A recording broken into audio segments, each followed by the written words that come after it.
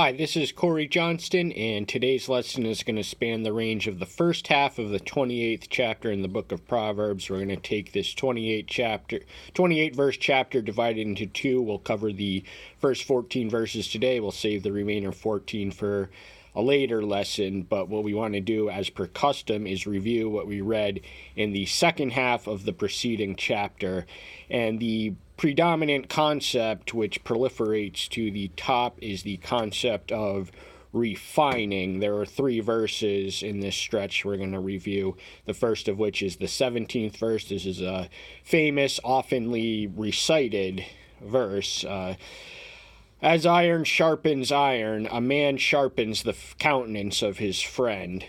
So iron can be sharpened by the same. That's how blades are made and swords are welded through the process of ironing, sharpening it.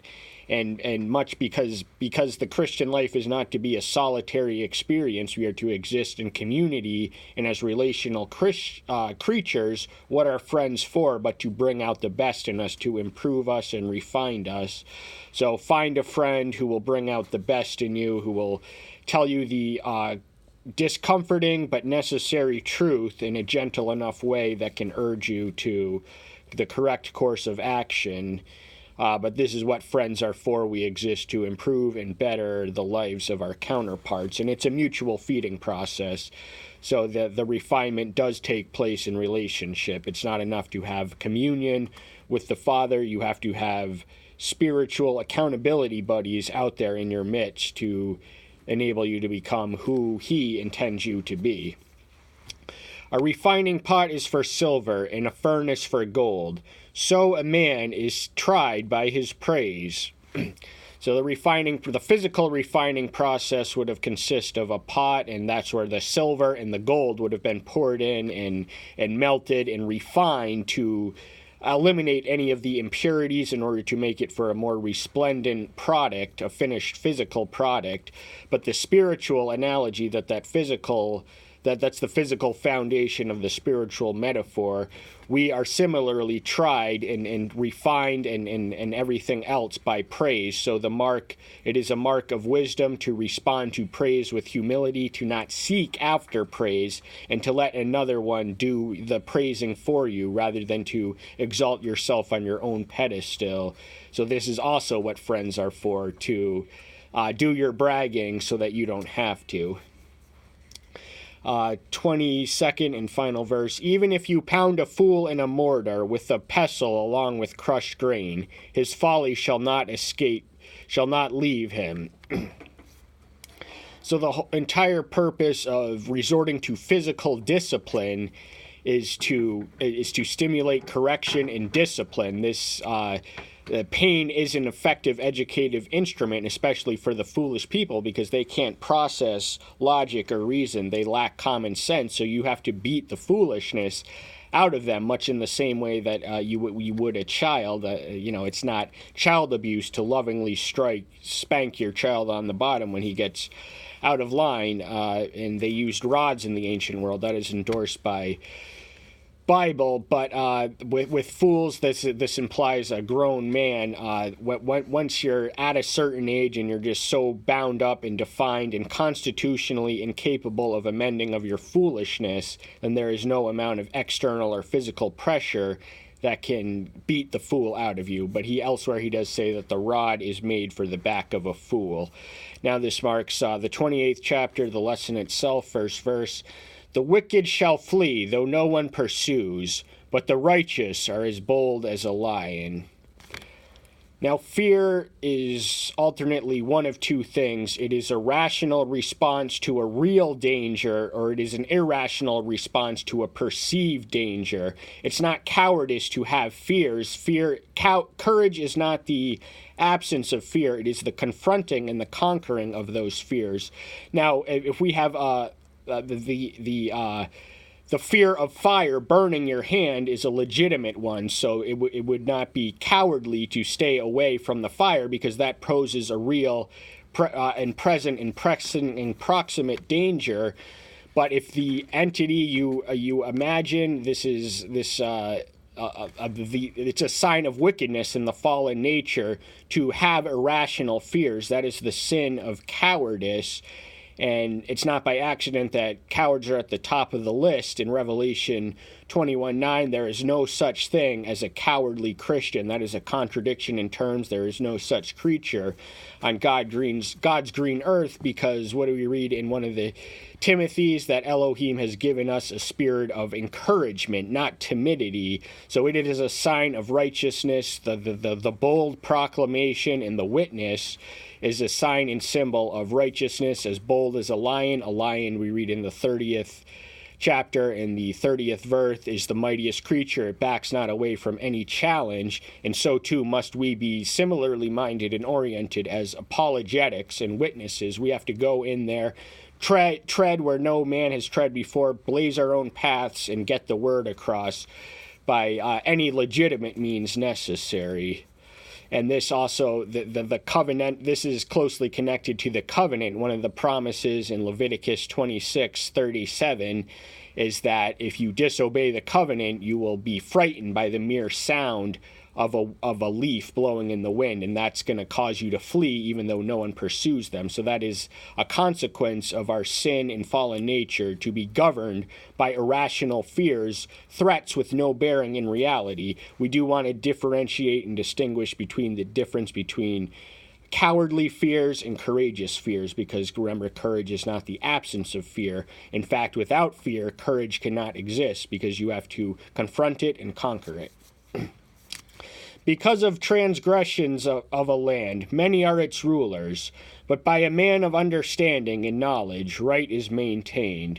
So it is in fact a symbol of a deteriorating kingdom to fluctuate constantly between dynasties and rulers. The ancients, they prayed for the life of their king, because it was good to have the stability of a king who would rule his whole life and not have any sudden change, because everything revolves around the ruler. And we can compare and contrast the kingdoms of Judah and Israel, which splintered as a consequence of Solomon's own sin of idolatry.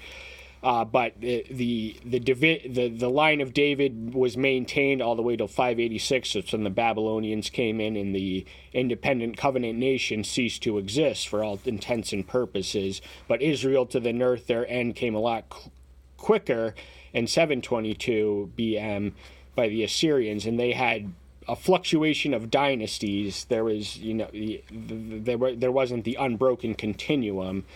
But a man of understanding knowledge, now this is necessary and proper for one who is to administer and execute justice, to combine understanding and knowledge in the implementation and execution of an administration of justice.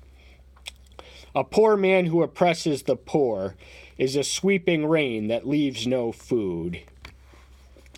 So poor people, by sheer proximity to each other, often impress each other. That is why crime is astronomically higher in impoverished regions than it is in the more affluent neighbors. Poor people, breaking and entering is a lot more common. Violence is more common. Yet it is sheer folly for the poor to oppress one of the ones who is being oppressed by the same entity. Rather, it is a division mechanism of the oppressive rich, the hierarchy of society, to have the poor at each other's throats, because if they can oppress themselves, it's going to be a lot easier for the wealthy few to oppress the many poor. And a sweeping rain that leaves no food. The sweeping rain is likened by the prophet Isaiah in 38:2 in the book which bears his name to the Assyrians, which came, and the psalmist writes that gentle wind is like the presence of Elohim.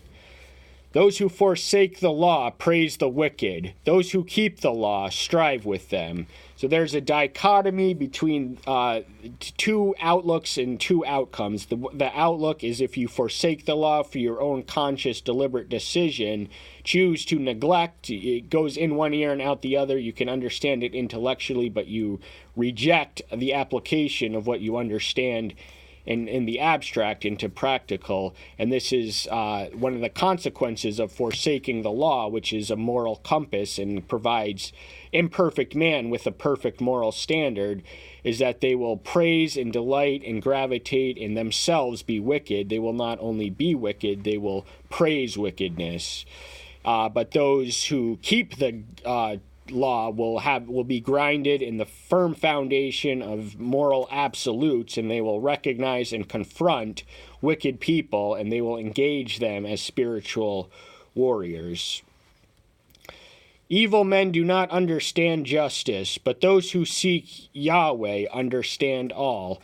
So the dichotomy between evil and the good, because he who seeks seeking Yahweh, who is good in itself, and from seeking him we gets everything in its proper perspective. When you begin to see the world through the eyes of him, everything makes sense, but the evil are going to be befuddled by the concept of justice and how to implement it. They're going to go the extra mile. It is an evil inclination to take more revenge. Revenge itself is an inclination of evil. When someone injures you, you want to inflict greater injury on them. But the law, the wicked person cannot understand that law is all about balance. It's about balance and justice. It's not about vengeance, because vengeance perverts and distorts and compromises and corrupts true justice. Better is the poor who walks in his integrity than one perverse in his ways who is rich. So Solomon, of course, was extremely wealthy, but he had enough. You don't have to be average to understand how the average person thinks, and he wouldn't trade. He had his wealth in perspective. He knew that it couldn't bring him ultimate satisfaction, and he would rather be poor and have his integrity intact than one who is a wayward, a wanton, and depraved person in their actions and orientations, who had all the money in the world, because the imperishable treasure of integrity is something that even the devil cannot take from us. He could take, we witness this in the book of Job, the two things he couldn't take. He took his home, he took his sheep, he took his sons, he took his health, but he could not take his faith and his integrity. He who watches over the law is a discerning son, but a companion of gluttons shames his father. So the attentiveness of the covenant people had to be concentrated in the law. This was the terms of their covenant, which was made for them, passed by Yahweh to them through Moses. And this was the young and the old were instructed to condition and educate the young in the ways of the law. And but if a son who would watch over the law, being properly reared and raised and have no need for additional instruction, would be one who has the elusive quality of discerning. And but by contrast, if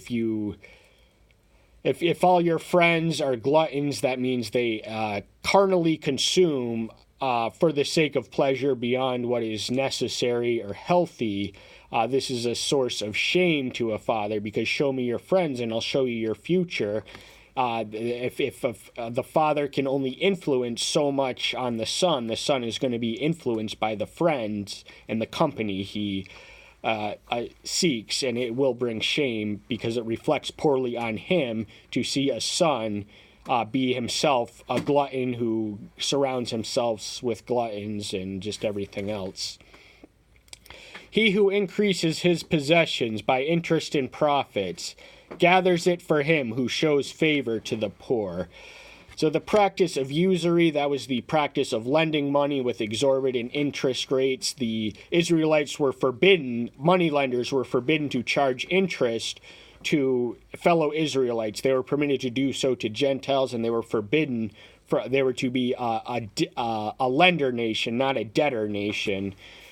So the concept of interest and profits, now the only way a money lender could make a profit was through the practice of usury, but the better way, the more righteous way, is to bestow what you have, your accumulations and possessions, on those who are dispossessed, those who need it more than you do, those who are poor, and those if you are charitable towards them. Now, this is not a promise, this is a principle. Of course, those who hoard their wealth, not 100% of the time are they going to squander that wealth, and the money will eventually trickle up to one who is rich but also generous. But it is a principle because there is an implicit conflict of interest between the earthly or worldly economy and the economy of Elohim, and we are presented with the picture of the economy of Elohim in these Proverbs, which, as I've stressed repeatedly, are to be read not as promises but principles. He who turns away his ear from hearing the law, even his prayer is an abomination. So if you reject the instruction of Yahweh, that is what the Torah is. It is his daily guidelines for living, for worship, for how we are to interrelate and govern ourselves and each other. If you reject his instruction, then he's going to reject your petition, because he speaks to us through his word. And if we do not respond accordingly to how he speaks, then we have no right to speak to him and expect it to be accommodated. So the prayer of one who is devoid, those who bask in the word, are not going to have worldly prayers, because this book, start to finish, it puts our priorities into perspective. So the one who is devoid of special revelation, they're going to think that the purpose of prayer is to request their selfish wants, needs, and desires and interest, and advocate for their own interest in prayer. But that is an overly simplistic and self-centered conception of spirituality. The law will make one less selfless and will orient them to their eyes, concentrations, minds, and hearts to the one who is above rather than what is below. He who causes the straight to go astray in an evil way falls into his own pit, but the perfect inherit the good. So this,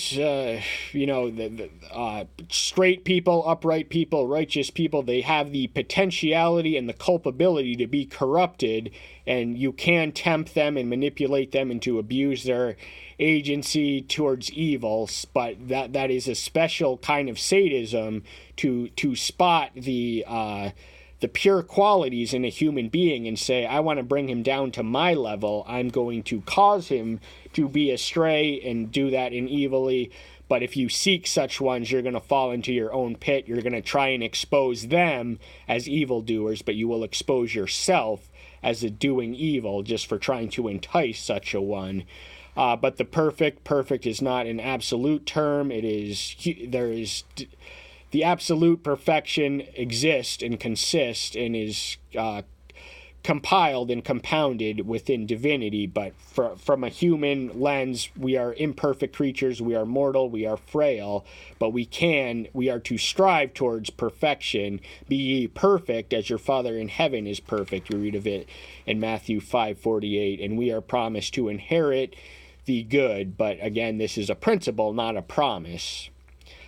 A rich man is wise in his own eyes, but the poor who has understanding searches him out. So Solomon, once more, wouldn't trade all the wealth in the world for wisdom and integrity if he was poor. So the rich person who has the perceived advantage of being wise, they are clever in the ways of this world. But the poor who knows better, the poor who has true discernment, will understand that it is a mirage. Such a one, being wise in your own eyes. Now, if you look to yourself as your source of wisdom, you're going to fail, because once more, man is an imperfect creature. So Proverbs consistently warns against being wise in your own eyes. The most memorable passage of which is Proverbs 3:7, be wise not in your own eyes. And before that, it reads, trust in Yahweh with all your heart and lean not unto your own understanding. Acknowledge him in all thy ways, and he will direct thy path. But that's neither here nor there. We're going to move on to the 12th verse. When the righteous exult, there is great comeliness, but when the wicked arise, a man is searched for. So this is two outcomes. When the righteous exalt, there is great beauty. That's what comeliness translates. There is something beautiful about righteousness flourishing in a kingdom or on the earth or anywhere. But when wicked arise, this is the tragic fact of history and human nature, is that wicked people do tend to gravitate to the top of the pecking order in our food chain. We have a food chain within our species. But, you know, when that eventual and inevitable reality we all have to adapt to and accommodate and adjust accordingly to, we're going to be searching for integrity and value and everything else when the world around us is wicked, but we will be searched for and we will be found.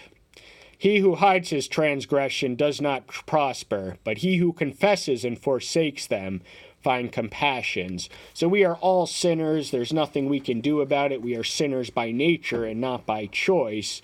And he who says he is without sin, this man is a liar. We read of in 1 John, the epistle of 1 John.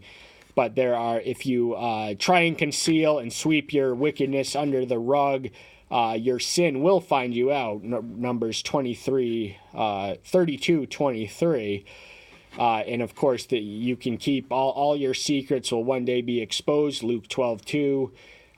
There is nothing hidden, concealed that shall not be revealed in the final day in judgment. But the confessing is not enough. We have to forsake the sins. This confession is part of repentance, but it is not the wholeness of it.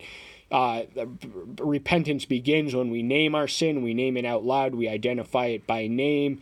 It's not enough to ask for a general pardon of sins. We have to be more specific. If we are confessing it and asking for forgiveness, in order to be forgiven, we have to forsake it. We have to forgive ourselves by not succumbing to them. And you're going to find mercy and compassion if you acknowledge your sin condition before your Maker, and you forsake it before men and your Maker. 14th and final verse. Blessed is the man who always reveres, but he who hardens his heart falls into evil. Reverence or revering is an act of worship. It is a source of blessings, and we revere the one who is the source of all blessings. That is the act and orientation of our worship and our emphasis. But hardening your heart, that just means to remain obstinately obdurate and stubborn and just uncompromising, unyielding in evil or wickedness. And he who hardens his neck, he who being often reproved hardens his neck, shall be cut off, and that without remedy. We read in the first verse of the next chapter, the 29th chapter.